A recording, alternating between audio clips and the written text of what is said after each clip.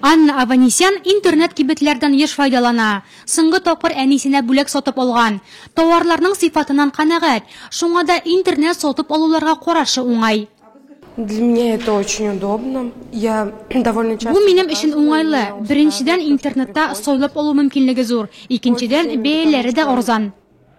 Әйе, өйдән чыкмыйча гына компьютер аша товарлы булу әлбәттә уңайлы. Ләкин әгәр сатып алган әйберең сыйфатсыз, яисә размеры туры килмәгән очракта нишләргә? Менә шул вакыт кулланучылар хокуклары законнары ярдәмгә килә дә инде.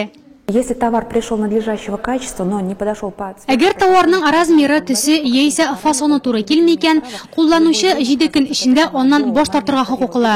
Әгәр товар начар сыйфатлы булса, кулланучы сатучы адресына аны алыштыру, ремонтлау яисә кире кайтару хакында язма рәвештә шикаят юлларга тиеш. Кой берәүләр шикаят хатын нинди адреска юлларга белми. Мондый очракта товар өчен түләнгән чек ярдәмгә килә. Онда сатучының иненең номеры теркәлгән була. Әлеге номер белән кулланучы солым органына мөрәҗәгать итеп, сатучы хакында мәгълүмат алырга мөмкин. Шулай да ялганчы корбаны булмас өчен белгечләр гади генә кагыйдәләрне истә тотарга куша.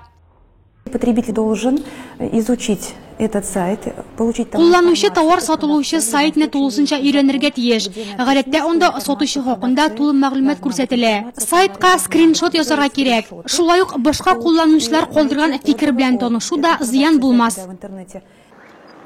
Нурлат районы Роспотребнадзор идарәсенә интернет аша алган товарга зорланучылар күп булмаса да очрый.